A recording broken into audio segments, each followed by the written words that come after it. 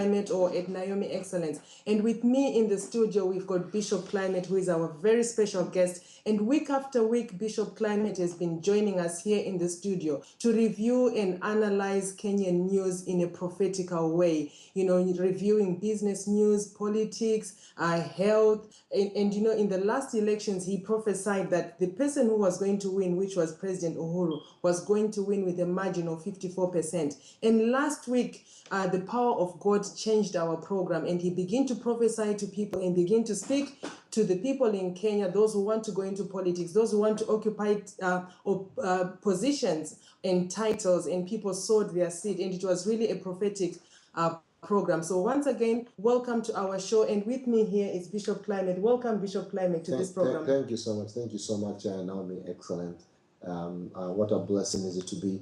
Those who are watching us right now actually are watching this program live from here in London at this time. In London, actually, it's about it's 37:08. In Kenya, I believe, it's 2 hours ahead. And what a blessing is it for us, for you to join us live. So if you're there right now, you're watching this program. Actually, this program that you're watching is live. Today, you'll have an opportunity to call. We have a local number that you can be able to call, and then we can be able to speak with you, and especially to share where you're. So if you have any questions, remember, today this is just from Diaspora here in London, and all what we're doing here is this is a late news. We're talking about this is nightly news where we're going through some issues that are concerning where the nation of Kenya is concerned. But many of you right now, you ask me, Bishop Clement, why is it that you pay attention so much on what is going around in Kenya? I'll tell you one thing. Number one is like what I've always said, that Kenya is a special country in the heart of God. I know for sure. The reason why I know it right now, I could not be where I am if I did not come from Kenya. And it's an amazing to see this, somebody like me who has been born in Kenya, raised up in Kenya, then God uses me as a prophet over the nation, according to the book of Jeremiah 1:10. Where he says, Jeremiah, that I've called you as a prophet over the nations to uproot, to remove, and to destroy. But also, I believe, office that I occupy, we have different type of prophets. We have prophets that function with the gifts of the Spirit, and we have prophets that actually occupy the office of the prophet.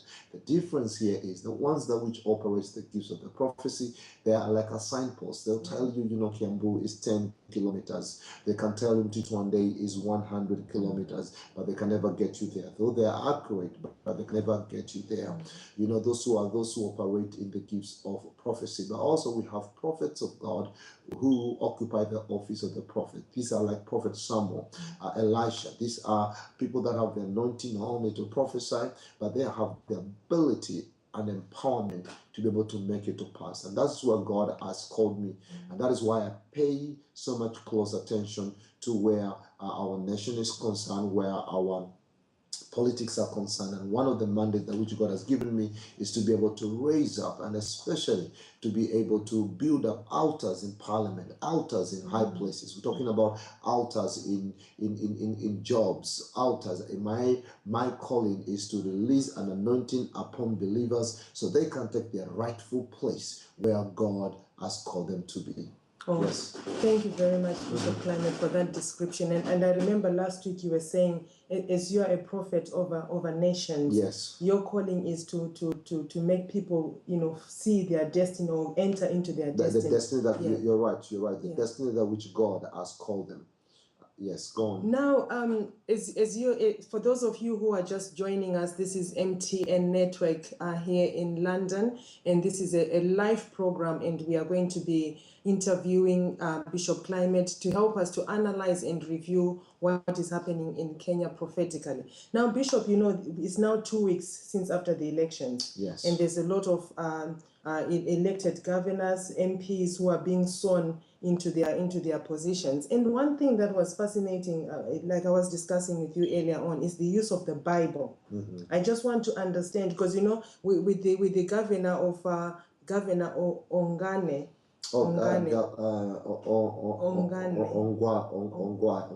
Ongwae. He had to be sworn in twice because the first time there was no Bible, and then within 15 minutes they had to use a Bible. What is significant about using the Bible? The Bible, you need to understand one thing that Pastor Naomi is that you see.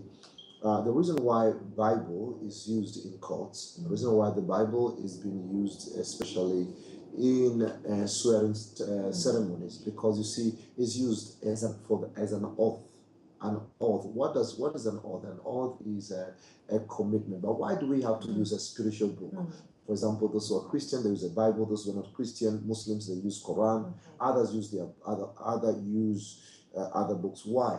Because the bottom line here is 99.9 of every decision that we make in life, either direct or indirect, is influenced by our spiritual conviction.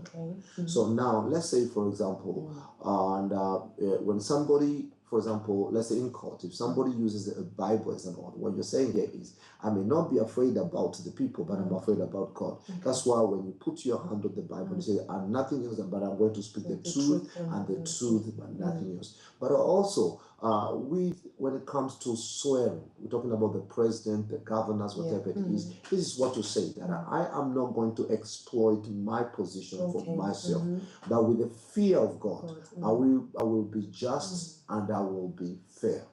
So that is why you see, for example, if you take an oath, you also commit yourself for prosecution. That means if you make a mistake, then the law will be because you made an oath. So you swear. Under the oath, you swear. So at the end of the day, if you did not swear, you cannot be held accountable. But because you took that oath, because you swear, now you can be held accountable for what you're doing. What about the heathen? What about the heathen? Is it still the same principle spiritually? I don't know, but here in UK, but here I don't know. I don't know that. But here in UK, for those who don't want to swear by the Bible, those who don't want to swear by, then they have to use queens. Who is the ruler of the country to be able to do that. You know that you have to make a pledge to where the queen is concerned. But it's a very, very, very, very. You're gonna have to pick up a book. Yes. As a symbolic. As a symbolic, yes. But actually, it has also spiritual consequences when it comes to that. Yes.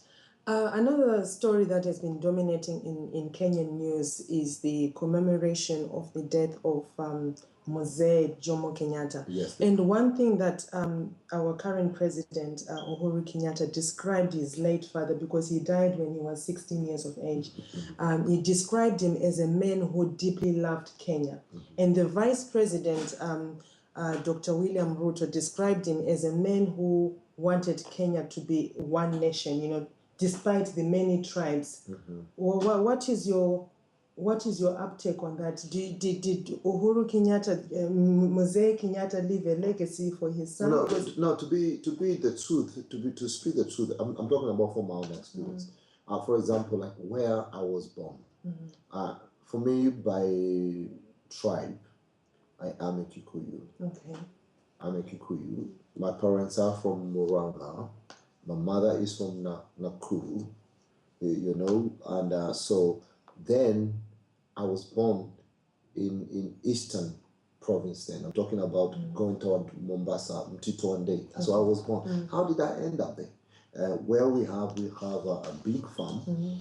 My father became a business person in the place. We have a big farm, which that big farm actually was actually some of the farms which were granted under Mzee Jomo Kenyatta. Under resettlement. Those times, So, but the most interesting here is look at this. I'm a Kikuyu by birth. I grew up in another place where it's a completely different community. I did not know how to speak Kikuyu. But you're a Kikuyu. I'm a Kikuyu. I did not know how to speak Kikuyu at all. I can hear it. But then, can you imagine, it was when I came to London, and I met my wife, then that's when I learned Kikuyu. Okay. So now I can speak Kikuyu. Proper. I can really speak Kikuyu proper, but I hear all the Kikuyu, but I am a Kikuyu. Yeah. You see that now. So what does that symbolize you? If you look during the time of Mzee Jomo Kenyatta, he resettled people. He gave people opportunity, and that is the integration that we see today. Was not tribal. Was not tribal. Yeah. So where we live, to be honest with you, the people that where we live in G1 we are divided between Taitas and Kambas and whatever it is. We went.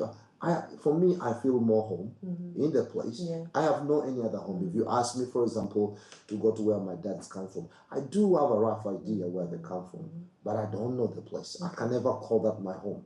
But where I was born, that is my home. I love it. Talking about Mtito, I love it. I feel home when I'm there. That is what Mzee Jomo Kenyatta did. He is a man that, he integrated. Yes, and if you go to places, for example, if you go to places like Lamu, which one of the places that voted for Uhuru Kenyatta, you find that there is a lot of different tribes and whatever it is. So it's true with Mzee Jomo Kenyatta, he himself, there's no any other president who has reached out.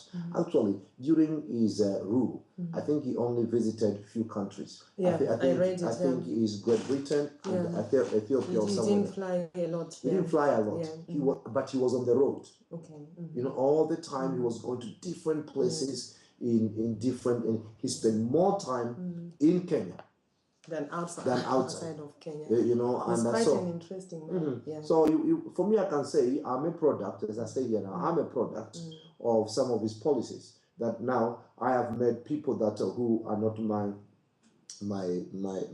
tribes. They are my tribe. They are my people. And for example, if I wanted to get into politics, whatever it is, if I have to get to where.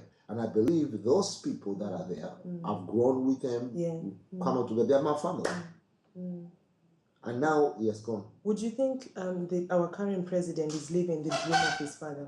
Because I've not read anywhere where it says Mzee Kenyatta expressed that he wanted one of his child to become a political leader. But would you say, if he was alive today, can we say he's left a legacy? No, he left a legacy. I believe, that one of the most, and I want to be able to share this, and I say this all the time. Let me speak especially to the Christian community, people that are listening. That's one of the things that, for example, I've been teaching for the last 2-3 weeks. I've been talking about finding your calling. There is a difference between a career and a calling. There's a difference between a career and a calling. Do you know it's an amazing that the reason why God chose Abraham was for one reason, not any other. Because Genesis 18:19 said, "For I know him, that he will teach his children and his household after him to obey me." The reason why God chose Abraham was a man that was committed to legacy. Let me ask you one thing, Pastor, for example. Why should God give you millions? Yes, and at the end of the day, he knows if the time comes for you to pass on, that will be wasted. Why? Why would God give you millions? Why would God give you nice houses, big houses, nice car? Yes, he knows as soon as you're gone, it's over. Your children will blow them off, they will destroy them, and everything is. And I want to be able just to share this with you. I believe today we'll be discussing something. I think we're going to be able to focus especially on legacy. And especially today we're talking about on legacy, what we see in the newspaper, where is. If you look on Mzee Jomo Kenyatta, we're talking about, you can see the pictures between him and his children. I saw that. It tells you a lot. And for me, when I saw Uhuru, I'm talking about, I had not heard about Uhuru, for a long time, until he merged up. When he merged up, there was something within him. Remember, Archbishop, Mzee passed away when Uhuru was 16. So we can't say he had spent a lot of time with his dad. He did. The amount, at 16, the amount of time. Mzee Kenyatta was a family man. very, very family man. He got his children involved. And that's the reason From why, a young age. from the young age. And that's the reason why you begin to see there is a legacy within Mzee Jomo Kenyatta. You can see, for example, family properties. The family stays one. Yeah. They're still united, It's true. even up to today. Most of people, and this is very important, I want to be able to share this. What does God talk about this? It's very, very important. If you look at this, if you look at the Kenyatta family, they are united. They work together. They stick together. And every time when you talk about them, you're talking about family, not an individual. Family this and family So this. They are the one that running this business and running that business, whatever it is. But also that comes because of Uhuru's mother. You know, Mama Ngina, she is an amazing woman. So she held things together. She held things together, and what she did, I can be able to say this, especially as a prophet, and I can be able to say this. Mama Ngina has played a big part, big part, especially where Uhuru is concerned. The current president. Yes, and the whole family. She held the family together, and for all those years. But this is one thing I want to be able to know. That woman is a national symbol of unity, because we can imagine after her losing her husband, who's our first president, she kept herself intact. There's one thing that we were expecting every time when it comes to Kenyatta Day. You will see her. You will see her attending the memorial. You will see that. But also, I want to take this opportunity also to thank God for President Moi. Moi, I think Moi also played a big part in Uhuru's life. I don't think really... In Uhuru as in the president? Uhuru, yes. Because I think Moi became a father figure. To where and a mentor. Yeah, but I think, and I can tell you this is a prophet. I think this has to do with Mama Ngina. I think what she did, she kept in contact with the president, and I believe, I can just tell you this because I'm a prophet, and I believe that she kept reminding him all the time, here is, I have this son. He is your son now. Talk to him.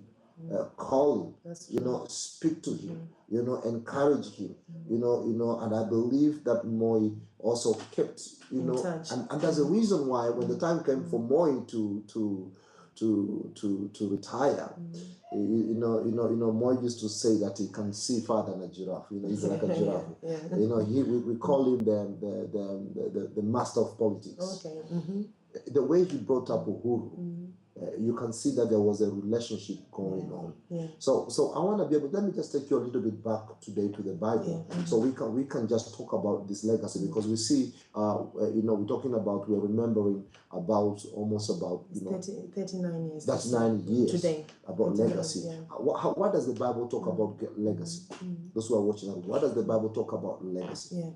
Now we're talking about legacy. So first of all, Jesus said something very interesting. I need you to pay attention to this. Jesus gave a story in the Bible, and he talks about one rich man and one poor man. And the poor man was Lazarus. And the Bible says there was a rich man and a poor man, and they both died. And the Bible tells us that the rich man, the rich man went to hell, but the poor man, Lazarus, went to Abraham's bosom. Now, the day when I read the Bible, this brought questions. For me, God has given me the bit to analyze. Why Abraham's bosom? Why not Adam? Because Adam is the first one. So how can Abraham hold the master key to people's life? And then the first man who was created. Yes, and there was Noah. Noah was older than Abraham. Job is older than Abraham. Why? This has to do with the legacy. This has to do with legacy, because what happened here is God was looking for a covenant partner in order to bring his son, somebody whom he can borrow the body, so he can bring his son to the earth. So he began with, his initial plan was Adam. So what did Adam do? He ate the fruit with his wife, the sin. Then suddenly the firstborn, who is supposed to be carrying the blessing, killed Abel. So God's plans went out of the way. So after some time, then God found a man called Noah. You know, the man was a preacher of righteousness. He was a patient man. Build the boat. Do everything. He did everything, and everything so nice and so good. And so what happened was here now, then when everything was going all right, then as soon as Noah got out of the boat, he couldn't wait to get to make his moonshine, his drink. So after drinking, and he drank all by himself. He never invited his son. Nobody. He was all by himself. He drank. I believe he was drinking because for all those days he was in the boat, he could not drink. You know, he drink. He was so drunk that he lay naked. And one of his sons came, laughed at him. So he went and called his brother, says, come and see, our dad is naked. But the other brother says, no. They covered their blanket, they took a blanket, walked backward, covered the father. Now the Bible tells us when Noah woke up, when he heard what Ham had done, what did he do? He cursed him.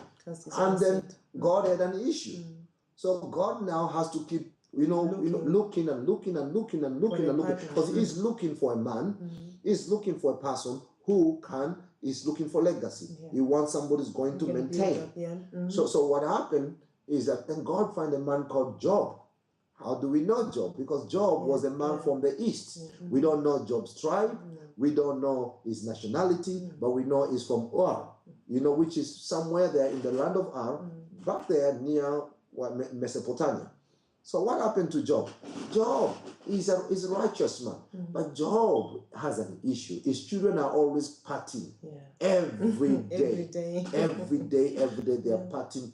Anything that they want, he gives to them. But he's worried. And the Bible tells us in the book of Job chapter 1 that Job kept offering. He was giving an offering every day, thinking that his children had sinned against God. You see that now? Thinking his children sin against God. Now, why would you offer an offering when you're not sure? So you see, he was living in fear. He was afraid that one of these days he's going to lose his children. And what does the Bible tells us in the book of Job chapter 5 from verse 23 to 25? He says, what I greatly fear has come upon me. I was neither in rest, I was neither in safety, yet the trouble came. And guess what? Some of the first tragedy that came to Job was his children, and his children were taken away. And sometimes you see that type of recklessness, especially among the politicians. You see that among the rich family. Why is that? It's because I know it myself. I can tell you the town that which we grew up into. I'm talking about from Titwande, and the town that we grew up, especially being a child of a firstborn of my father by the local standard in the local town. He was a rich man. We are rich people, where we come from. But at the end of the day, I've seen many die because of being reckless, and because sometimes this is what happened here. Sometimes you can become too busy, that you have no time to discipline them. And sometimes we let them. We see that, for example, among the politicians. We've seen that some of their children, they're always partying, because, sometimes they lack responsibilities. Yes, and some of them, the way they're partying is like animals. But what do you mean? You're destroying your own legacy, because these children that are partying like that, you hear, like now, I was just speaking to somebody, and he was telling me an incident that happened in Uganda the other day. A child of minister has been arrested of murder because they went and beat up another man because he was going out with his girlfriend or so, and they beat him up, kill him up, and set him up for an accident. But at the end of the day, they will not take that. So you begin to see it's quite very important. I want to be able to encourage you if you're there. It does not matter who you are. God is looking. God wants to bless you. God wants to bless you. And I'm talking, there is somebody there right now that maybe you're watching this program, wherever you are. We have people that are calling us from different places. Yes. Hello. We have people that are calling us. So remember, you can call us, the number that is on the screen. You can be able to call us and we'll be able to answer some of your questions. We need Hello? We're just connecting to this person. There's somebody who's calling us. 251. Where is 251? Nigeria. Not 251. No, not 251. It's somewhere around East Africa. 254 is Kenya. 254 is Kenya. 253 is, I think, Uganda. They're still connecting here. So we will be able to. There's somebody who's calling here, and I think they want to be able to ask a question. The number is 251-91319-9981. If that is your call, we will be. Let me just quickly just change a little bit setup here, so we can be able to have this on as soon as possible. So you hear, Pastor Naomi. Yeah. That is what I was trying to. Now I've got so many questions now. You have so many questions. Now you talked about Mama Mangena playing a big role. Yes. You've got a teaching that you did about the different parenting roles between a father and a mother. You said a mother cannot teach. A mother's role is to teach. Go ahead, yes. Yeah. I think you said a mother's role is to teach. The father does not teach. The father, I think, becomes a mentor. If I still got it right. Now let me say this, for example. I'll give this an example. There is a difference what a father can play a part in a child's life. Despite the child being a boy or a girl. It's a very, very important. Okay. This is very, very significant. And especially nowadays, the mothers, they have been left with a job to raise up all the children. By themselves. Even though they are a couple.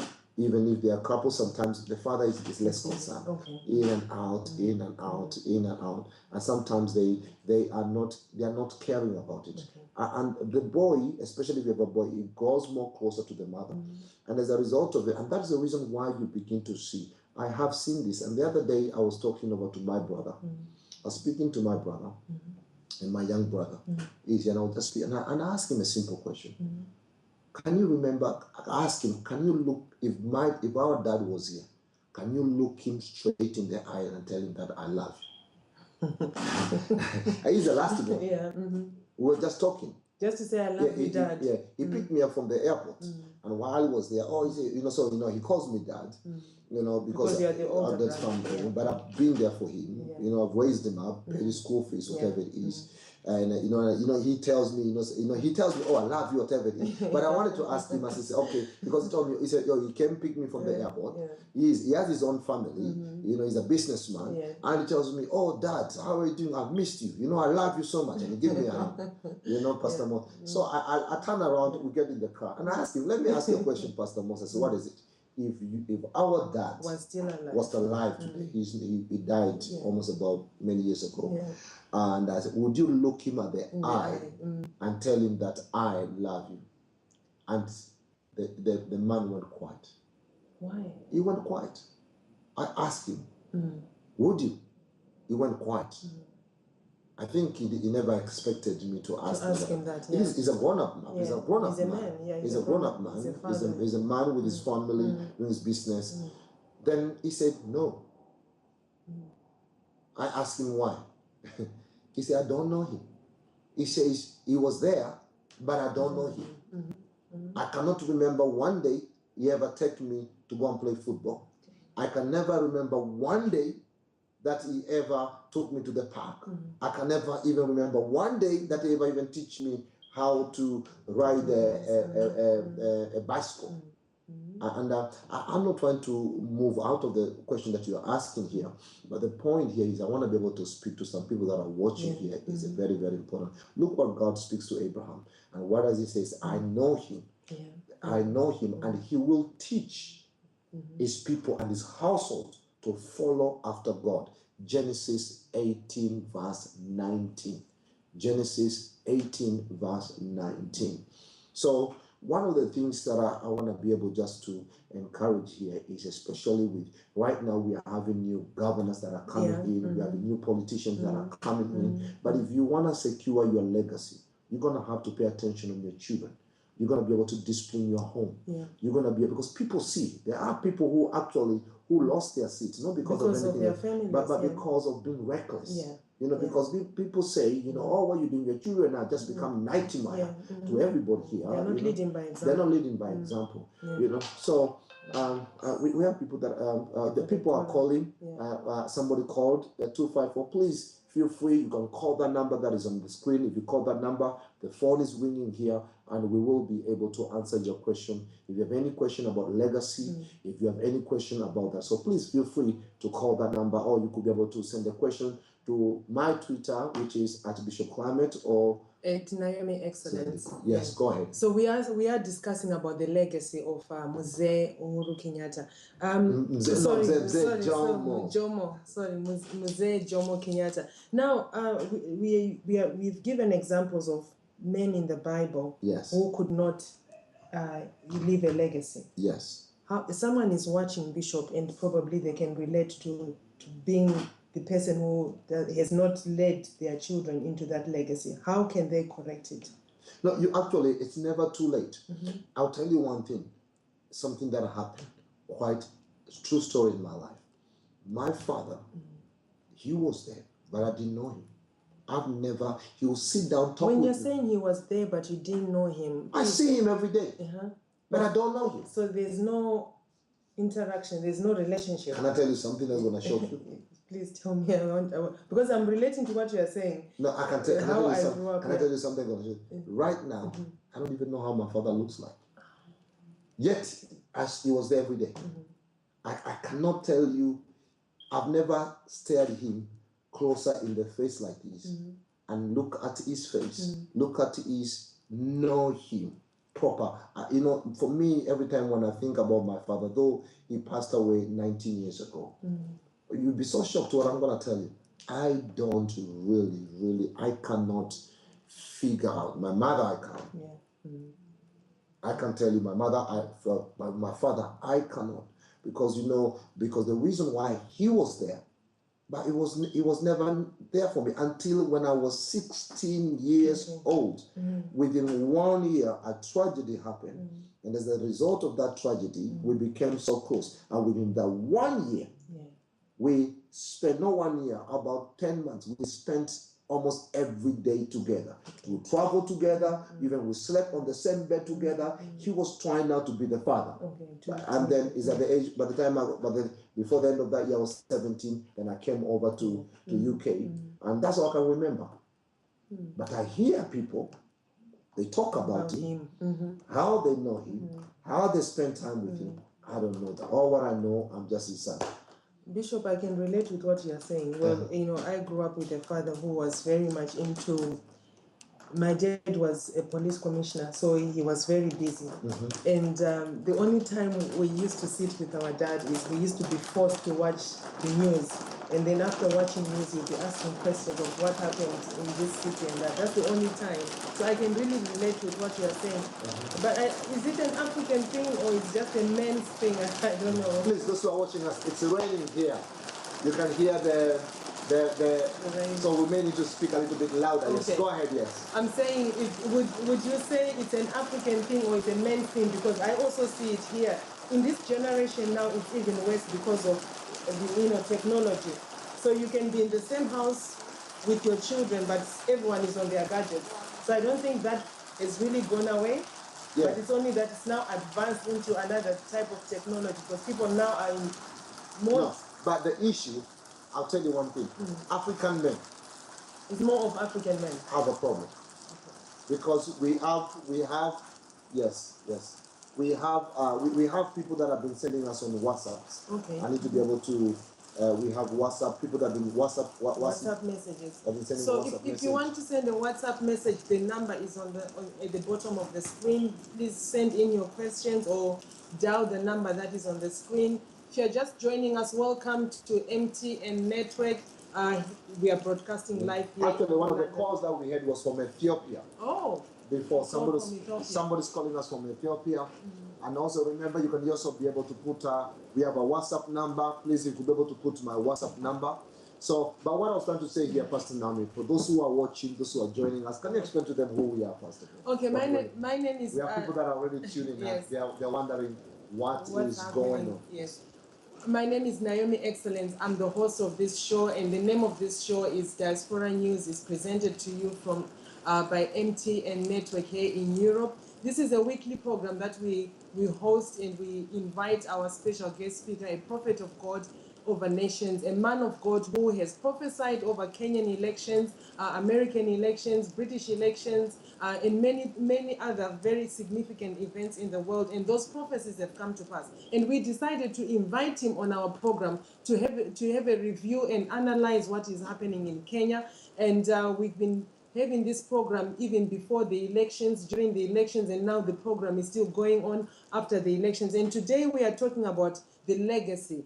And what Bishop Clement was talking about, the men in the Bible who could not leave a legacy, who have there's no trace of their legacy, but we've got, Mzee Jomo Kenyatta, today it was his 39th year of departing from this earth, and we're just looking at the legacy that he's left, and we're just analyzing how fathers play a big role in this legacy thing. And Bishop, this is quite interesting, and I want to hear more about when you're talking about it's more of African men, because Bishop was talking about how he grew up with his father, but there was no interaction, and he can't remember how in any form of interactions that he had with his father. And I was just talking about myself. I grew up in Zimbabwe in a similar environment where you'd probably meet your dad once in the evening and we're all forced to watch the news. It was not a choice, but we're forced to watch the news. But again, there was no interaction. And Bishop is trying to tell us and teach us the importance and the role of fathers in raising up children. But based on this story, Archbishop, in regards to Mzee Jomo Kenyatta, you talked about Mama Mangena. Mm-hmm. And the significant role that she played. Are you saying she played this significant role to cover up for the husband, or no? It's not about that. I mean, like to cover up in the gap, to take a step in the gap. No, it's not about that. Success. Mm-hmm. Success is created or success is born. Mm. You can be able to create what you want in life. Mm-hmm. I believe with all my heart, she's a woman of vision. If there's one woman that I have respect for, she was a woman of vision. Mm-hmm. And she is still a woman of vision. Yeah. You saw, for example, before the election, she went to see Mzee Moi. Yeah, I saw that. She went to see Mzee Moi. What does that tell you? Why does she go to see him? Why did she go to see Mzee Moi? We don't know. But it's very significant that she goes to see him, because she still acknowledges the role that he played in her son's life. Mm-hmm. Mm-hmm. Though it can be a little bit sensitive, if Uhuru keep going to see Mzee Moi all the time, but I believe this is not any other, but this is a trait of characteristic of good leadership. Yeah. And we can see one of the things we need to be able to see here. We're talking about Mzee Jomo Kenyatta, we're talking about Mama Ngina, and one of the things that which we can be able to see about this woman is a woman. I mean, I can say I believe many. I was reading another article to be able to see that actually even Mzee Jomo Kenyatta had to send her somewhere to go and learn to cook some specific food. Okay. Yeah, it's very interesting. There was I think the story that I saw. There was a lady whom Mzee wanted to marry before, but at the end of the day, she ended up getting married by somebody. But Mzee will send Mama to go and learn to learn how to cook. Yeah, to cook a specific way, and it's amazing. Anybody who is willing to learn. And later you still keep friendship. Yeah, with that person. And I believe there is more we can learn from Uhuru's mother, President Uhuru. His Excellence. We can learn a lot. She is a woman that I will be very interested to learn from. She is and when personally, when you possess such characteristics. It's impossible for you to fail. It is impossible for you to. She has kept her family together. Yeah. And not only that, she has kept it in power. And that makes every difference. That is the truth. And there are some things that we have no choice but just to love them. Yeah, of course. Yeah. You know, Bishop, it's interesting you're talking about Mama Mangena. I was analyzing the spouses of significant people in politics across the world. And they play a very big part behind the scenes. Because if someone is married to someone who is like a president or even a governor or any high profile person, and this person has to stay late in meetings, the spouse has to understand. The spouse has to go an extra mile to be able to do certain things in order to keep and maintain the family together. That's correct. And if you get a wrong spouse, that person's career can go into another way, isn't it, Bishop? No, that's right. That's right. You know, sometimes this is what I do. I tell people, and I tell, you know, as a bishop, as a prophet, but also as a pastor. You know, sometimes you come and you see ladies and says, Bishop, pray for me. And then you ask them, what do you want? Yeah. She says, I want a husband. I said, you want a husband? Yeah. What type of husband? I want a husband who's rich. Yeah? I want a husband who's powerful. Everybody likes power. I wanted to come to the issue of power. You know, sorry to cut you off, man of God. You know the chief executive of IEBC, Ezra Chiloba.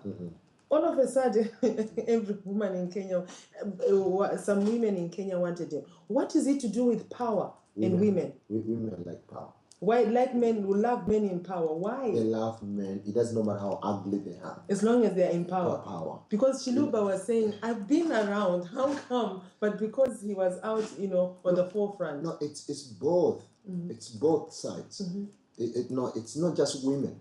Let me put a point of correction. It's not just women, but it has to do with human beings. All this goes over to the book of Genesis. In the book of Genesis chapter 1, I believe it's verse 28. Genesis chapter 1, I believe it's verse 28. We see something very, very important in the book of Genesis. Let me just grab it for you here quickly. And in the book of Genesis, I'll read it in the book of Genesis chapter 1. It says here now, listen, this is what it says. It says, watch out, it says, it's verse 28. And it says, you know, let me read verse 27. It says, and God created man in his own image. In the image of God, God created him.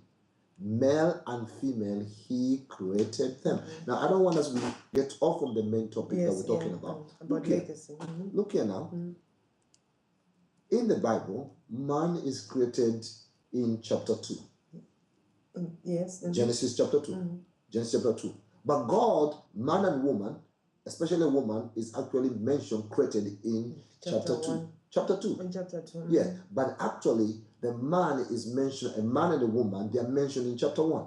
So this is one to let you know about creating a man and a woman. That was the plans of God. That was the reason why there was a delay. But the point here, it says here now, and God blessed them and said unto them, be fruitful and multiply, replenish the earth, subdue it, and have dominion over the fish of the sea, and over the fowl of the air, and over every living thing that moveth upon the earth. So, watch out, the Bible says, have dominion has to do with power. But now, why is it too much?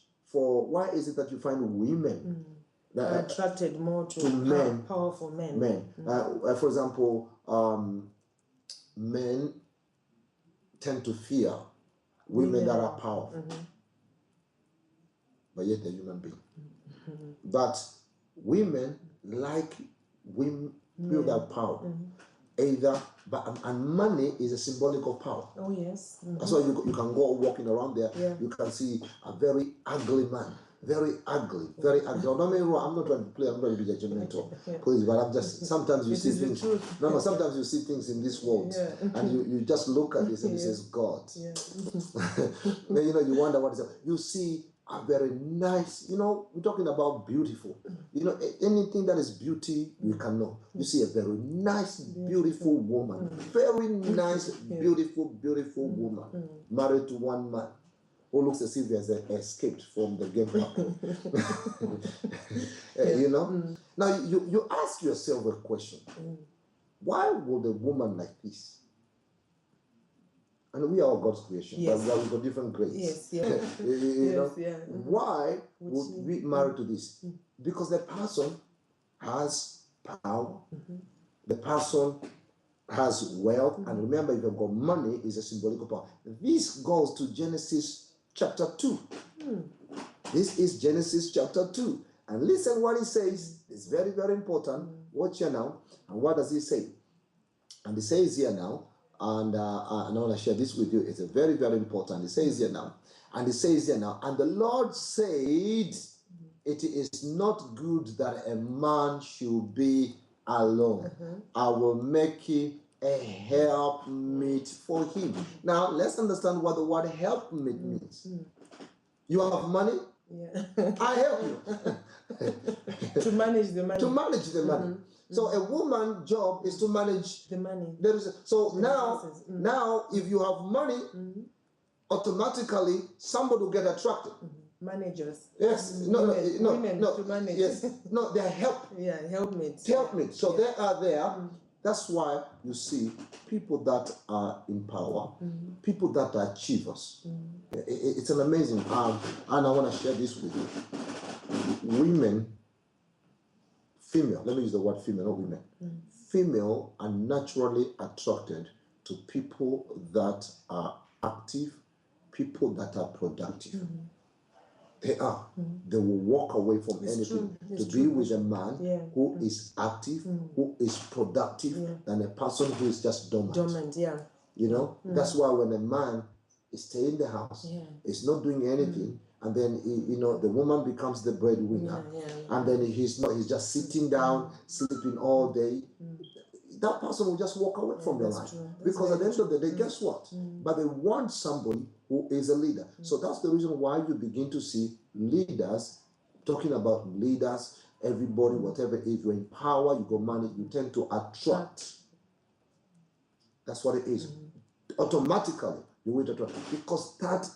Because women are created to this is very interesting. Women are created to support.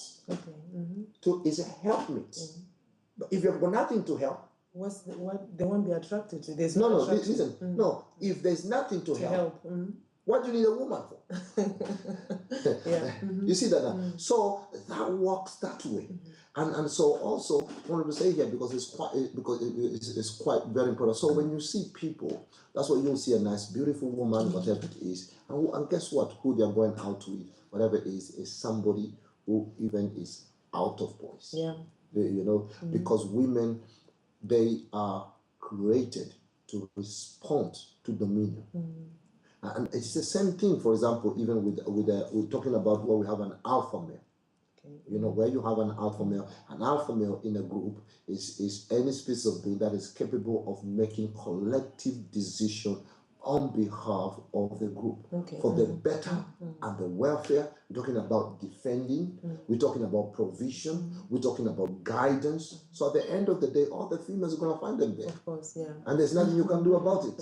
Yeah, because they better be a part of that than be a part of nothing. So please remember, if you're there, you're watching us. Yes. If you're just joined us and you're watching us, this is our weekly program broadcasted and coming to you live from London at our MTN network here in Europe, and it's entitled Diaspora News. And tonight we are looking at the legacy of Mzee Jomo Kenyatta, and Bishop is talking about the role of parenting, the role of it doesn't matter whether you are coming from a high-profile family, from a political family, whatever family you are coming from, there is a role for a father to play in building up the legacy of, in building up the legacy. Now, Bishop. Yes, I have a question. I have Steve. Steve is watching us right now in Nairobi. Yes. Says, Bishop, I'm Mama Steve. We love watching at the MTV. Please pray for my son. My family is setting for his exams. He does not perform well, but I believe that our Lord has not forsaken us. Thank you. I'm asking you if you'll be coming for the morning glory between 4 to 5 in the morning. Yes, I am coming today. So get yourself ready, Mama Steve, and don't worry, I'll be praying for your son. And please, you could be able to send me his name, and I'll be able to pray for him. And I want you to know, don't worry, he's going to do well. Because according to the book of Daniel chapter 5 verse 12, God is about to give him the spirit of excellence in everything that he has. So please, those who are watching us, remember you can send me your text, whatever it is. Yes, go ahead with this. We're talking about. Yes. So Bishop, you were talking about it's not too late for the father. Is it only the fathers who have got a major role, or like we can see in President Uhuru Kenyatta, the mother also played a very significant role. So you were talking to people who may feel maybe is it too late? No, it's never too late. The issue here is that, Pastor Naome, you need to understand. We're looking at Mzee Jomo Kenyatta Memorial, which was actually, we're talking about, yes. Yeah. And we're talking about, we can see an example. Okay, passed away when President Uhuru was 16 years. Yeah. The question here is, how did Uhuru end up becoming, having been such an excellent leader? Not for one term, but two terms. But we see the mother. Yeah. There is a cloud that is not known, but I can be able to share this. It's very important. I believe that where Mama Ngina was concerned, she made sure that this, and especially her coming from a big extended family. I mean, we have a big extended family. Kenyatta had quite many wives, many children, and her being the last wife, that could be able to put her on a very, what can I say here, that could have put her on a very, what can I say here now, a vulnerable position. But I think this is where our president, Moi, came in, because I think this is where he came in, and I think with that, Mama Ngina, she was able to pick up into that, and she was able to provide, to make that connection, and it kept Uhuru, and maintained it. Maintained that. So what I'm going to say here is, it's very important even for single mothers to push. It may not make sense, but you have to keep pushing and pushing and pushing and pushing and pushing. Never give up. Just keep pushing and pushing and pushing and pushing and pushing and pushing, because we're talking about, if we're looking at Uhuru's circle, everybody around Uhuru, all the people that could have given him direction were busy. So how do you get on it? Moi was busy, but I believe Moi plays a big part. Why would Moi pick him up? That tells you something. That tells you there was a relationship between him and the president. And that is why he picked him, and he knew, he had confidence in him. And Moi was a God-fearing man. I read one of his stories. He always read Book of Proverbs every morning. Every morning when he woke up, the first night he did read the Book Bible. of wisdom. And he's always in church. He's always been there, and I pray that God will give him long life. Because he is a great man. And you can see even his sons, they are winning. Moi's sons, you can see one is the center for Baringo, the other one won in Rongai. These are his sons, and you can see even his own sons are people that are making. That's how you can know a man of legacy. Our president Uhuru also comes under the presidents in Africa whose fathers were also presidents. Yes. It's not everyone who is in power as a president had a father who was a president. But President Uhuru Kenyatta is in. I think there are about 5 African presidents who are presidents, and their fathers were also president. Like, for example, Joseph Kabila, the father was a president, and the current president of Botswana, his father was also a president. So what can you say to people who, it doesn't matter whether they're in politics, they're not in politics, it could be people in ministry. How can they mentor? How can you identify? Because it's not everyone, Bishop, isn't it, who may want to follow the footsteps of their father. No, why should you not follow the footsteps of your father? But we are living in a world, in a generation where they say, and that's the problem. Let's look at the Great Britain where we are. I know we are running out of time. Let's look at the Great Britain where we are right now today. Great Britain used to be a very great country. That's 100 years ago. But what has happened? Then you used to hear Mr. Smith and Sons. Mr. That's a business. That's a business. It's run by families. There's one thing that I always advocate, and I say this a million times. I say this again and again and again, and I wish that people will understand this.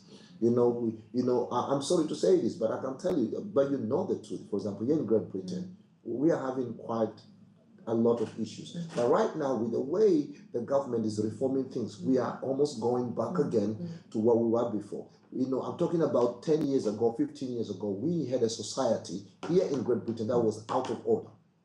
What was the reason? What happened? When Satan attacks the family and the purpose of the family, he destroys a nation.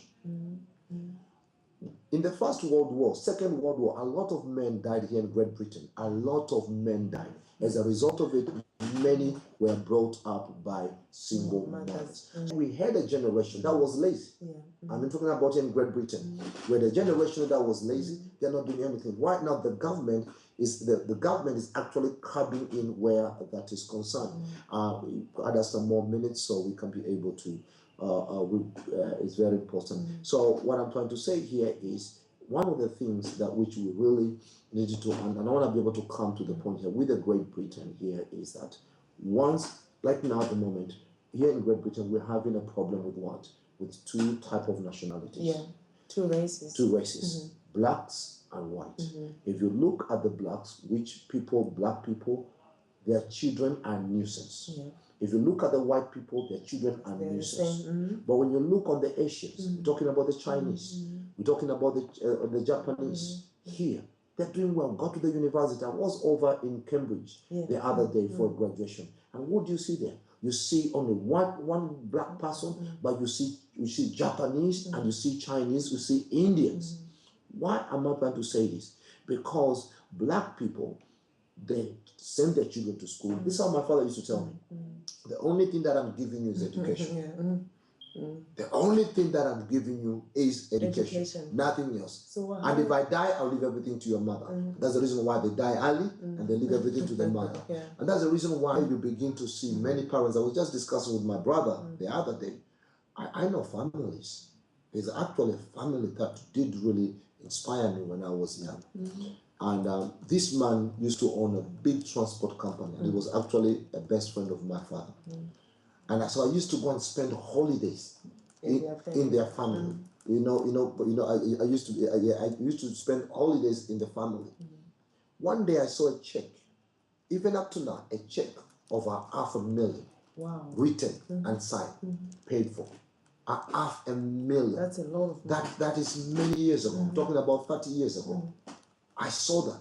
That stick to me. That check, when I saw it, it's stuck in my mind forever. That's why I knew people are rich. If you can write a check of $500,000, then now we're talking about is like 5 million, equal 5 million Kenya shillings now. And you know one thing, because of that checkbook that I saw, I was determined that one of these days, the less amount of money I'll be writing is $500,000. Wow. But that man, years later, his family declined. His children declined, lost, whatever. Even as I speak right now, his children, he has no more transport business. But guess what? Everything is gone. But guess what? Now I am the one who is running transport business. I have transport business that I operate in Kenya, whatever it is. Guess what?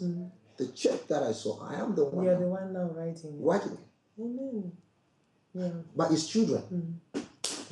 Nowhere to be found. Nowhere. Sometimes, one of them is a friend of mine. He calls me, oh, my brother, help me. I help him here, help him there. But it's sad. Because what happened while he was busy making all that money, he never trained his children. So what happened, his children begin to blow off.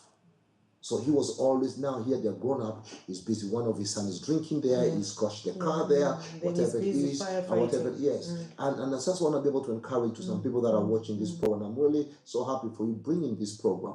It's very important. Get your children involved with what you do now. Get them involved. Get them involved in what. Don't leave them out. No. Don't leave them out. Don't leave them out. Even when let me give, for example, like you, you're in charge of Ladies on Fire, whatever it is. Yes, your daughter is 10. Yes, but also you need sometimes to to get her involved. Tell her this is what mommy does. Okay, yeah. I do this and I do that. That little makes a big difference. Yes, it's true. This, if I were around, if that man who inspired today, if he had taken care of his children, today he could be a multi-billionaire. But now all his children are scattered everywhere. That is why I want to be able to share with you. Teach your children the way they should go. And when they grow, they will not depart from it. That is the way of the Lord. God wants to bless you. God wants to lift you up. But God is not going to bless you and lift you up while knowing in your latter days that everything that you have will be taken away. Yes. There will be no reason for God to give you that blessing. No. Because it's not going to multiply. Now, Bishop, after elections now, what is God saying about Kenya? What God is saying, what we're going to see here, it's very, very important. Like what I said, about 5 years ago, there's something that people need to understand. Most of the people that came to with a new constitution, with a new government, we're talking about governors, many people did not understand the significance of a job being a governor. So one of the things I want to be able to ask Kenyans, please, those who are watching, whatever you're watching this program, please be understanding, be forgiving, and be merciful. The reason here is the first time that passed by, that was a trial. But I'm gonna tell you, it's gonna take at least 10 years.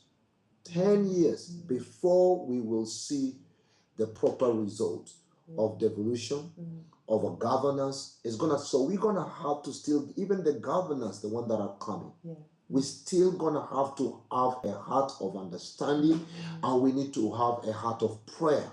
I'm talking about so much prayers to each every one of them. We need to support them, but I tell you one thing, it's gonna take at least 10 years before we could ever understand what governorship is about, what MCA is about, what projects about.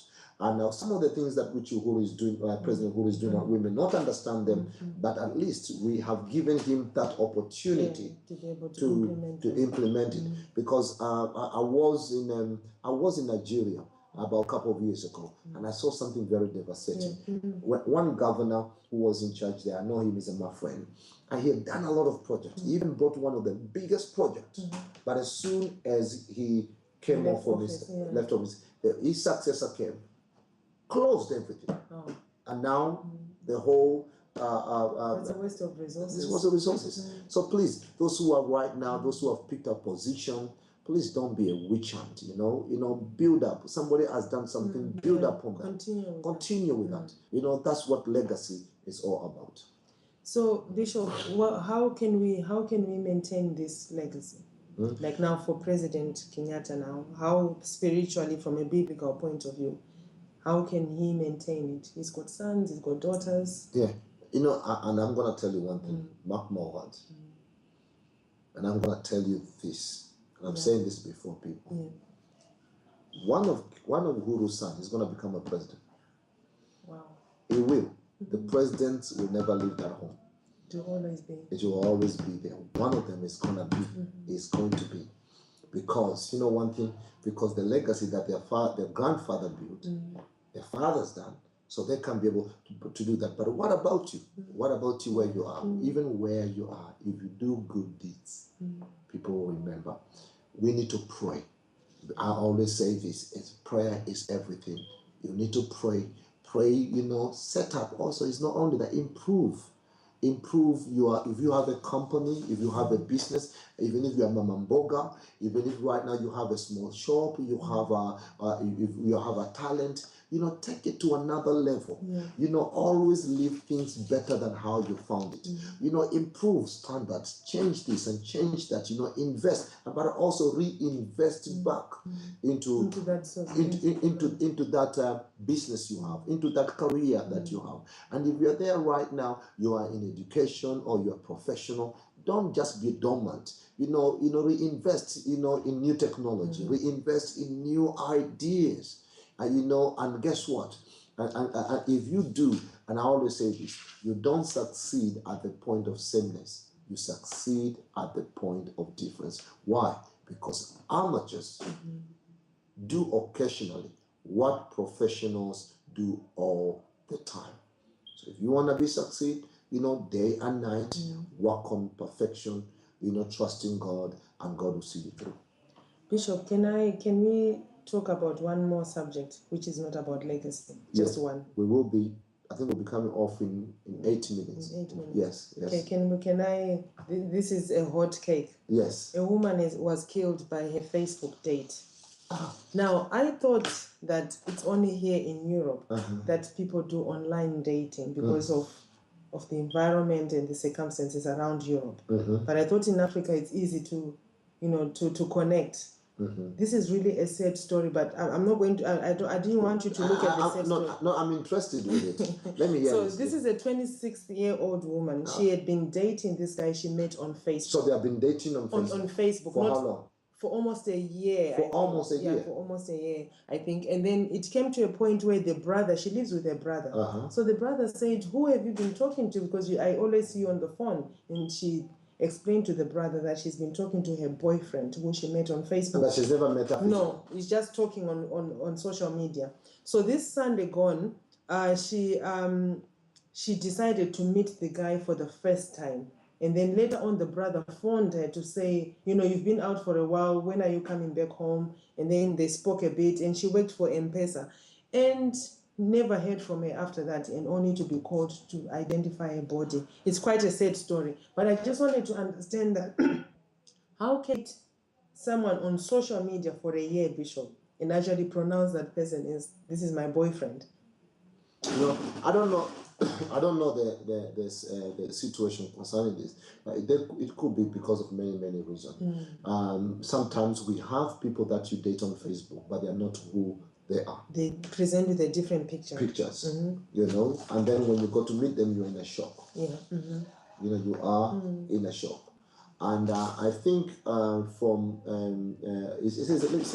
police claim that Kenya revealed this is where he alleged murdered at Mtindagoreti 2. According to brother, whatever it is, Kenya had contacted Miss Nyaboy on a mobile phone believed to be extracted from her phone profile, told her that he knew her and that he came from the same village with her. They kept communicating some time before. So you can see this person is exactly the person who was he was a dodgy man. Yeah. He was a dodgy man. So I think when she went and met him, she realized he is not the man she's been talking to. And I believe, and sometimes you can have people, Pastor, that are obsessed. And when you have people that are obsessed, and there's some people have got psychological issues, these are very, very demonic. And sometimes if you're not careful, people can offer you as a demonic sacrifice. So you're going to have to be very careful. I'm talking about those who are watching there. This is an incidence of where you've been dating somebody to realize the person is not what you are. And then maybe the man was obsessed with her. And as a result of it, when I think she said no, she realized, no, this is not the person I've been talking to. This is not what I wanted. And I think as she was resisting the man, then the man killed her. This is very dangerous. So what sort of advice, a man of God, can you give to women who are meeting, not only women, anyone who is meeting a partner or someone who is going to a potential relationship online? Okay, I'll tell you one thing. Every day, as I say this, we have actually somebody has asked us a question. Yes. We have here is we have somebody has sent us a message. It says, what will be the way forward after the judiciary petition in Kenya? Will Uhuru retain his seat? And what is your take regarding what is happening in U.S. leadership? Hilda, she has sent us a message. Thank you very much. We answer this question for her. Sorry. Could we answer this? Oh, yes. Yes, please, Hilda from Kenya, we have received your text message. Thank you for the text. She's saying that what will be the way forward after the judiciary petition in Kenya? Will Uhuru retain his seat? Her answer is yes. Uhuru will retain his seat. That is for sure. I can tell you, I'm not trying to say for me, I'm not that I don't support, I'm not whatever, but I'm there for God. I'm neither for Uhuru, neither am I for Odinga, I am for the Lord. But already as I can tell you, the point, the truth here is Uhuru will retain the seat. There has been no doubt about that. That is something that which God has decided that's going to happen. What is your integrity regarding what is happening in U.S. leadership? This is also something very interesting. This year is the year of 2017, and is the year of divine accomplishment. And this, when I prophesied about 2 years ago, and I said that I almost called him Reverend Trump. No, I almost not called him Pastor Trump. Donald Trump is going to be a president. This is what I Hilda from Kenya, we have received your message. I want to tell you something, and I want you to mark this. As we speak, whatever is happening in 2017 is of God's order. Now, about 2018, things is going to start changing. But within anything that is happening in 2017, it's God's purpose, it's God's plan. Donald Trump was as a result of God's choice, not the majority, because of God's choice. Now, with where Trump is concerned, it's going to be fine. God is taking care of him. But one of the things that which we need to understand here is, according to the book of Isaiah 45, Isaiah 45, we see Trump's prophecy. God showed me about that. And guess what? He's also the 45th president of the United States of America. So Hilda, I need you to go and open up Isaiah 45 and you will see about where Trump is concerned. And with where Trump is concerned, is right now as we speak, is walking in the favor of God and in the blessings of God. But we have this madman. We have this madman. We have this madman. We have this madman in Northern Korea, you know, and I'll tell you one thing, and I know nobody has asked her, but we're going to have an issue because something is going to happen. But also I'll tell you that Northern Korea, there's nothing that they can do. All this nuclear bomb they're saying, and I'm telling you this as a prophet of God, there is nothing that they can do. If they try that, Donald Trump is going to flatten them. He's already said he said he's going to them with what? With fire and fury. You know. So Hilda, I want you to know that I want to be able to share. Thank you for sending your message to us. I've answered your question. Number one is to let you know that with the judiciary petition, Uhuru will retain his seat. You don't need to worry about that. That has already been decided. Number two is that regarding where happening U.S. leadership is going to be great. Donald Trump, you still hear a lot of noise. But Uhuru and Donald Trump, at the moment, they are at the favor of God. You know, so the will of God is getting done in the earth. Amen. And we have somebody else ask a question here. Thank you so much for sending out your questions. We have Stephen Batia Ngili. I'm in Dagoret. Hi, and we love watching you. Wow. And it says here now, also Bishop, I'm talented in singing and I love singing and computer graphics. I like fashion, but of music, I like so much. I don't know if God has blessed me in music, or can you kindly help me? We have Stephen. Stephen, get yourself ready. I feel in my spirit that God is calling you into graphics.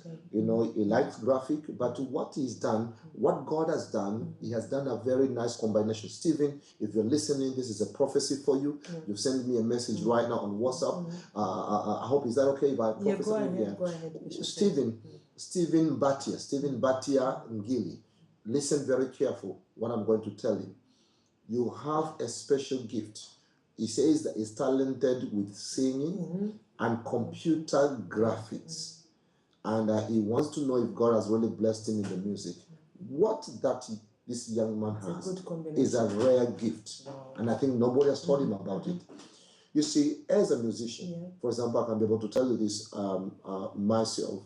I am, despite of me being a prophet of God, I'm also into music, whatever it is. What he has here is him being in the graphics and the music. That means he can record his own music. At the same time, do his the editing and everything. Now, if you take all that, then if he has proper training with social media, so with him, is going to cut off all this time that's been wasted. You know, there's a lot of time that get wasted for hiring people to record you, to edit, and then after that, you know, make music for you, and after that, edit. You know, all that mediocrity is out. So with him, he can be able to record music from the studio straight away. also straight away he will be able to produce whatever it is. And if you're so good with music, Steve, I wanna help you. I wanna sponsor you. Wow. If Steve from Steve Batia, I want to sponsor you. I need to hear your music. I need you to send me a sample. Send me a sample on the WhatsApp number. That's my WhatsApp number there. This is for Stephen Batia. I'm going to sponsor you. If you promise me one thing, you behave yourself well in school. Yeah. If you behave yourself in school, you know, you do well, and then you are willing to do graphics. I can even help him when you are on holidays. I can even help you with the graphics. Okay. Yeah. So if you're on holidays, I can also. I'm gonna help this boy. Wow. You know, Steve. You know, ask. Yeah. And it shall be given. Oh, yes, yes. So if you want to be able to do graphics while you're on holiday, I'm going to give you an opportunity for you to learn how to do graphics, but also I'm going to sponsor you into music, and then I'm going to help you to join together. Actually, I'm coming to Kenya. Okay. You're going to Kenya next week, don't you? I'm going to be in Nairobi on Wednesday the 30th, and I'll be at the NTN Kenyan studios. So I'll be in Nairobi. So you're going with the woman of God. I'm going with the woman of God, yes, for the conference. You're going for the conference. Yes. And then for me, I will be in Kenya. Yes. I will be on Kenya. This is very amazing. I will be, those who are watching us, wherever you are, I believe I will be in Kenya by the grace of God from the 5th. I'm talking about, no, from the 8th, 9, I'll be 8th, 9, 10, 11. Either I'm gonna be, it's gonna be either the week of the 10th or the week of the 17th. Okay. The week of the 10th or the 17th, I am coming to Kenya.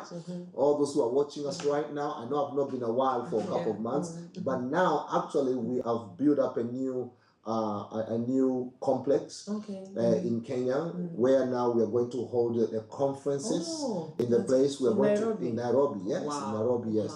So we've built up a new complex, new place.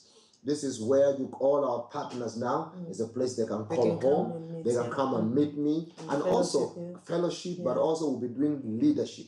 Leadership training courses. So we will be going there. So you will be there, so we can be able to inspire those who are there. So please get in touch with me. You got my number. You got my number, Stephen Bati and Gilly. Please, you know, send me a sample. You got my number. Don't ever lose that number. That is on the screen. That is my number. That's the one here I'm holding. So please, I've got your message. And thank you so much. This is amazing today. Yes, we have somebody else here. Thank you so much, Bishop. Thank you for sponsoring that young man. Thank you so much. Yeah. Amen. Got another message? It's Hilda. Okay. Hilda here, you can read it, yes. Okay. Hilda. Yes, wow. Hilda says, wow, thank you. Keep up the good work and God bless you. God bless you too for watching us and for supporting this program. But it's very interesting with Hilda that she's gone ahead to ask questions about politics. But for her, especially asking about USA, it shows me she is somebody who is actually thinking out of the box. You know, I can see that in the spirit. So I want you to understand, Hilda, that I believe that God is about to bless you, but I believe there are bigger doors that God is going to open for you. I don't know why, but I want to prophesy to Hilda. What I feel in my spirit, there are international connections. She's not going to be an ordinary person. She has always had a heart and a desire to do greater things. That is going to come to pass. Receive that in Jesus' name. Amen. And who else? We look to see we have it. Yes, we have.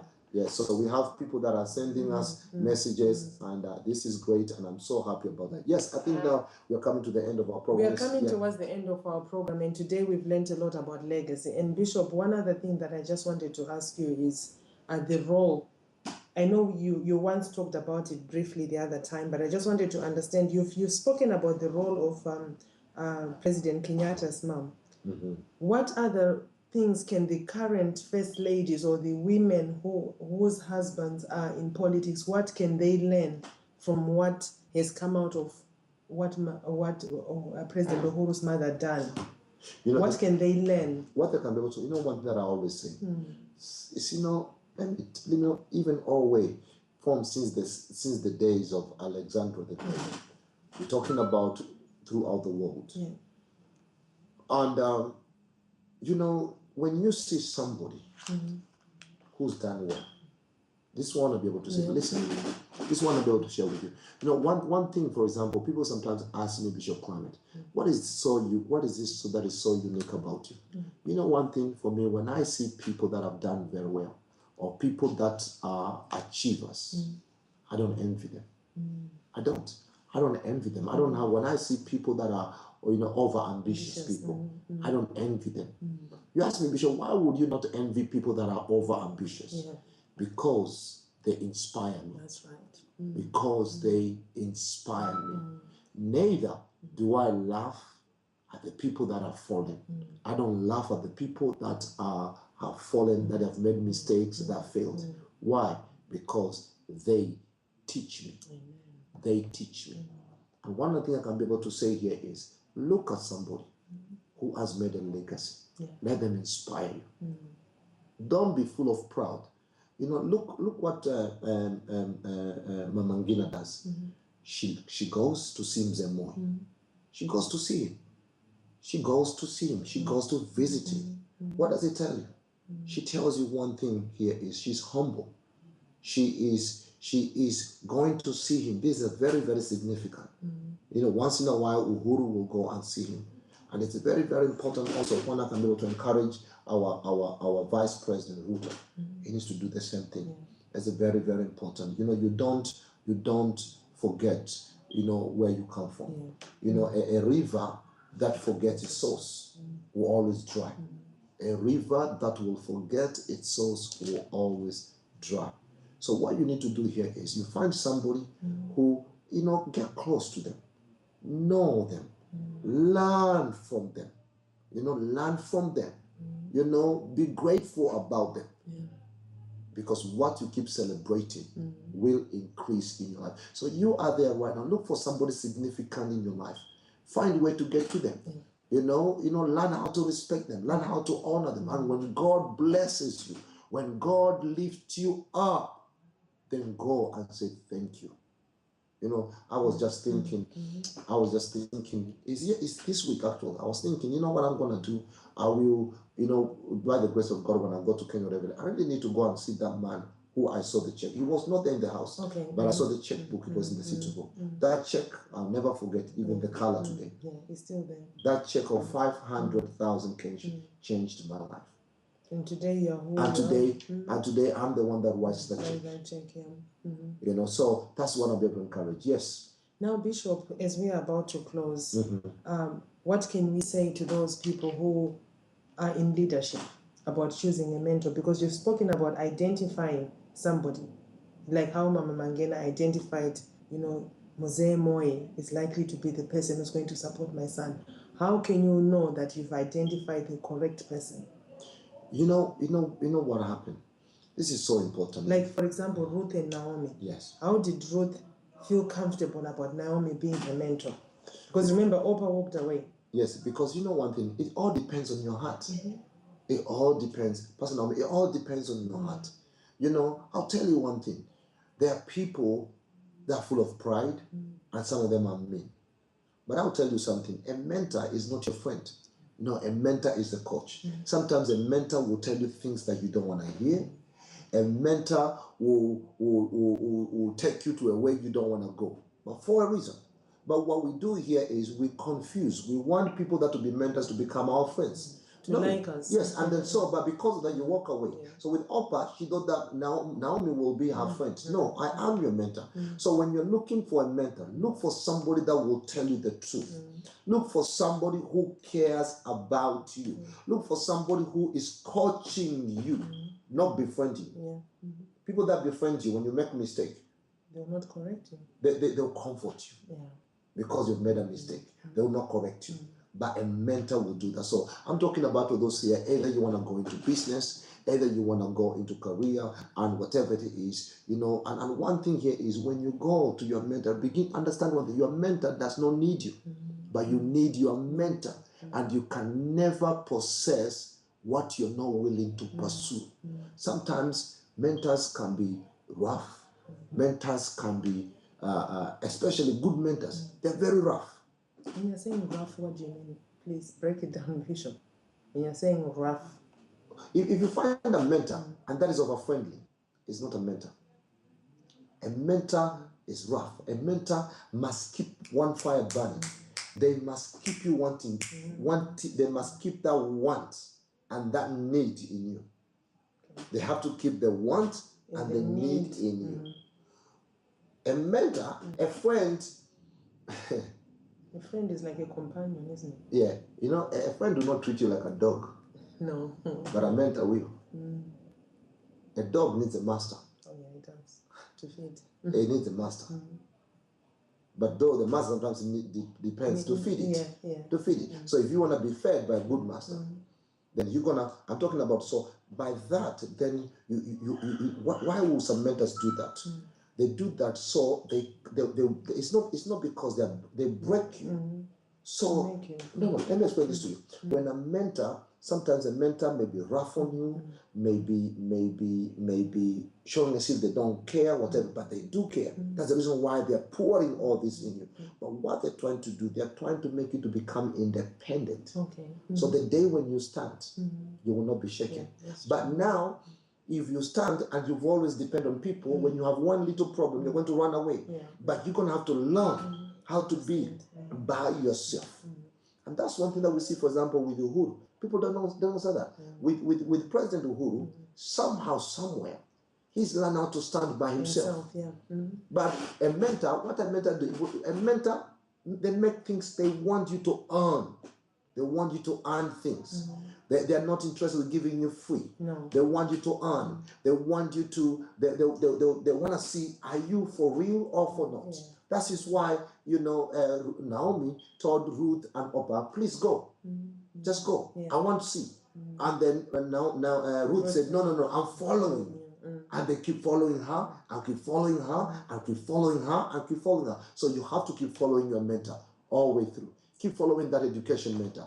Keep following, that business mentor. Keep following that mentor. Keep following the mentor that God has assigned over you. I'll share with you one of a person who mentored me. He's a great businessman. He used to own what is now pastor. He used to own a lot of businesses. He used to own banks in Singapore or whatever it is. And I discovered that, and I began to pursue him. I began to write to him. As I made up my mind, I was writing for him every week. I started writing for him every day. And those times there was no internet. And then after that, even I find out what shoe number he was wearing. So you begin because I'm listening to his message, I'm listening to his conference, and I found out which shoes number he wears. I found out what color he likes, whatever it is, and I start buying those shoes and I start sending them to Australia. Wow. Yes, I send them. I kept sending, and I never heard from him. I kept sending. Then I heard one day he was coming over to. So one day he sent me a message. He says, "Oh, I'm coming to London." So when he came to London, he was over in Dorchester, Dorchester Hotel. Yeah. So we were in the lobby. Me, all the top bankers in UK, all the ministers. We're talking about even people who are flying from China, whatever it is. While we were there, then he sent his messages, go and call climate. Wow. Out of all those people. We went into the room. He says, "Don't leave them. Leave everybody." And I spent all day with him. Wow. I prepared my question. I answered everything. From there, we build up, and I made sure I kept pursuing. Even when he's busy, I'll send him messages. I'll call him. I'll find him. Even when he says, "Call me back," whatever it is. And when I came out, it was already past midnight, whatever it is, and the people that were there were very annoyed, whatever it is. So they don't mind about it, because at the end of the day, I'm not interested in them. You've been taking care of me. So it is very, very important. Remember, you can never possess what you are not willing to pursue. That's what it is. Just like what Mama Ngina did, taking a journey, traveling all the way to Carbonet, to go and see Mzemo. That's what it takes. You must go to your mentor. The same thing that happened, because remember, last time when Mama Ngina went to see Mzee, there was a little bit issue with the way who is concerned. It was before election started. But I think it's exactly like what David did. When David was persecuted by Saul, the Bible says he went to Ramah and he met Samuel. And there, the Bible says, and there they walked together. Walking together is mentorship. Walking together is Samuel mentoring David. David always reported back. You must always report back to your mentor. Report back to your mentor. It does not matter either they are replying you or not replying. Just send it back to them. Yes. Wow. Thank you so much, Bishop Climate, for joining us on this program and for teaching us about the legacy. And especially today's edition, special edition, Jomo Kenyatta Memorial. Yeah, and that teaching, for me, I've really benefited a lot, and I know a lot of our viewers who are watching as far as Ethiopia, in Kenya, in many parts of the world, they've really benefited. Now, please, Bishop, I would like you to pray for our viewers, because today we had a lot of people who you've already prophesied on, who interacted through our WhatsApp number, and please pray for those people who are saying they want to build up on their legacy. They want to do something. They want to find the mentor so that God can connect them to the right person. Amen. So I'm going to pray especially to all our viewers, the ones that are there, and especially those who are interested in the leadership. Can I ask you a question? Those who wants to grow in Christian leadership, how can they contact you? They can contact me via my Facebook, which is Naome Excellence, or they can contact me via Twitter at Naome Excellence. And today I'm going to give you my WhatsApp number.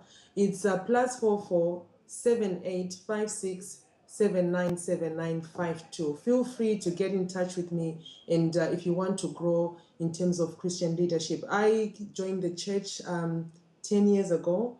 Just as an ordinary person, I came as a member, but now I'm a Christian leader. And Bishop, there's so many benefits. I've learned a lot in serving God. I've learned a lot how to be a Christian leader. I'm a profession in my 9-to-5 job, and I brought the skills of my professionalism into church. And it works the other way around. When I'm in church, I take my Christian leadership and be able to manage the staff. I pray for the staff that work under me. I pray for those that are above me. These are some of the things that I've learned as a Christian leader. For me to be able to achieve the targets, for me to be able to achieve what is expected of me, I can't do it on my own. I pray for those people that I work with. I pray, especially this month, we've got a lot of new staff who are newly qualified. I pray for them so that anything around their life, whether finances, children, because if someone's child is not well, they can't come to work. And you're coming to Kenya? And I'm with a woman of God. I'm coming to So Kenya. how can people meet you? People can come to our MTN studios in Nairobi. You can come there. Just come and ask for Naome Excellence, and I'll be there. Amen. Yes, Bishop. Amen. Amen. So God bless you so much. Father, I just want to thank you once again for all the viewers that are watching this program. I just want to ask you for favor, blessing, and breakthrough upon their life. Lord, as you said in your word in the book of Proverbs 21 verse 1, that the heart of the king is on the hand of the Lord, and you turn whichever way you desire. So I believe the heart of our government leaders, our business leaders, members of judiciary system, law enforcement officers, immigration officers, and all those people who are exercising any sort of authority, Lord, in our countries, Lord, they are all under your hands. So Father, we ask you for divine guidance and direction, even where leadership is concerned. Father, even as I pray, all those people today that have been inspired by this program. So, Father, that they will rise up and take their rightful place, Lord, in the society. They will rise up and take their rightful place in the marketplace. They will rise up and take their rightful place, Lord, in the society, in the family. And Father, Lord, as they raise up your name high, every demonic altars are going to come down in Jesus' name. And now, Lord, I release your anointing upon all the viewers, and let your anointing flow, and I bless them in the name of the Father, of the Son, and the Holy Spirit. In Jesus' name, amen and amen. So for more information, please, you can call me on the number that is there. Send me a message. Remember, you can also be able to contact me, Bishop Climate, on my YouTube, or you can be able to contact me, Bishop Climate, on Facebook. Remember also, you can be able, if you want a free prophetic word, I'll be able to release a free prophetic word for you within 7 hours. Go to my prophetic website, which is www.prophetclimate.net. It's very important. Remember to share this link with your friends and your family. Remember that you can always watch us, on MTN Kenya Diaspora. You can also watch us on YouTube. You can even share this link actually on mtnkenya.com. You can be able to share this with your friends. We love you so much, and we're looking forward to be able to see you next week at the same time in the same place. God bless you, and we love you. And I'm looking forward especially to be able to see you. Dr. Jennifer, my wife, will be coming to Kenya for a conference. What's the date? We are arriving in Nairobi on Wednesday the 30th of August. And when is the conference? The conference starts on Wednesday the 30th of August until Sunday the 3rd of September. And where is it? It's in Nairobi. When it's a Maximum Miracle Center. At the Embassy Cinema. Yes, Embassy Cinema. In the city center. Yeah. So if you want to be able to meet Dr. Jennifer and you want to be able to meet Naome Excellence, they will be there. And I want to encourage you to attend that conference. It's going to be so powerful. It's called the Women of Excellence. Yeah, the Women of Excellence is being hosted by Reverend Lucy Moiro and Pius Moiro. An amazing Bishop. Pius is an amazing and great family friend, but also is a man that I've admired for many, many years. But also Reverend Lucy, she's a mighty woman of God. So I want to encourage all of you that you're watching this program, wherever you are, please mark your date that this end of this month, you are going. Is it the end of this month? It's the end of this month. It's next week, Wednesday. Next week, Wednesday. Book up yourself, but also don't forget Naome Excellence is going to be in Nairobi. Dr. Jennifer is going to be in Nairobi, and as soon as they leave Nairobi to come back, I am there in Kenya. And I will be meeting you at our new complex, the Kingdom Center. Wow. Kingdom Center, is in Center. Yes, it is actually on Jogoo Road. Is on Jogoo Road, Kingdom Center. That's where I'm going to be able to meet you. And it's going to be so powerful. We are having a powerful, powerful conference. And we're going to have a 7 days conference. Wow. Monday to Sunday, every day. Amen. Your life will never be the same again. Love you so much. Bye for now. And God bless you. Bye. God bless you so much.